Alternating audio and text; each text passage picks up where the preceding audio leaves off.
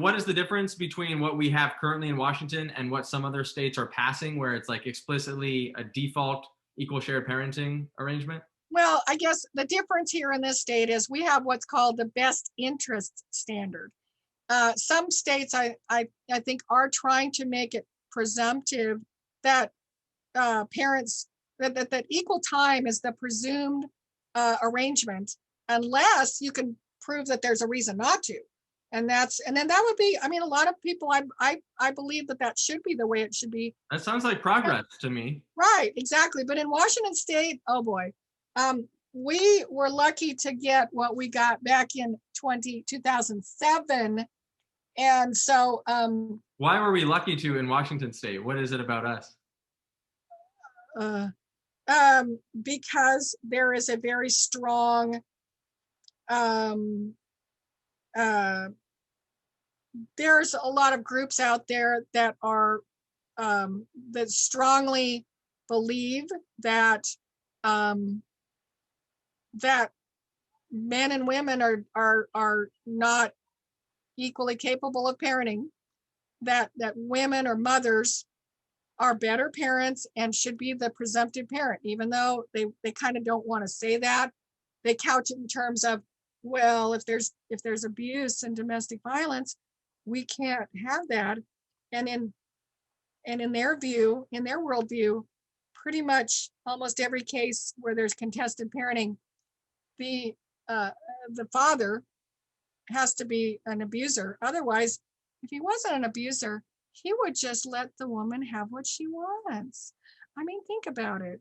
Why is he denying the mother of his children the right to parent those kids? How terrible is that? Now, I'm exaggerating, of course, but in this state, those groups are super powerful. And again, it's a lot of it's the activist, the women's groups, the domestic violence advocacy groups that have been around for many, many years.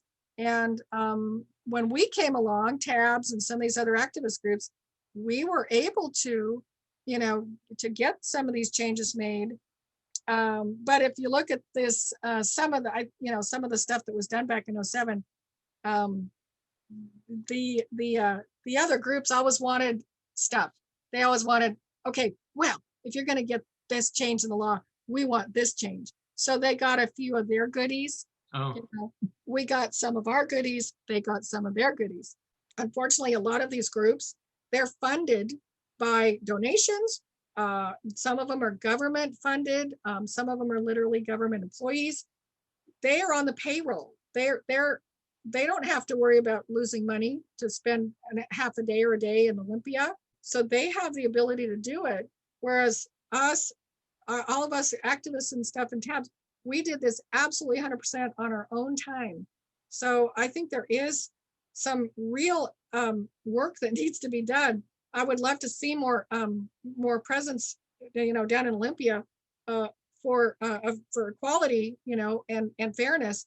I see some changes coming in through on some of the domestic violence stuff, and some of this stuff that just is what I call their wish list. Just in this last session, there's been an update on some of the domestic violence and protection order bills that I think are going to be negative for a lot of people.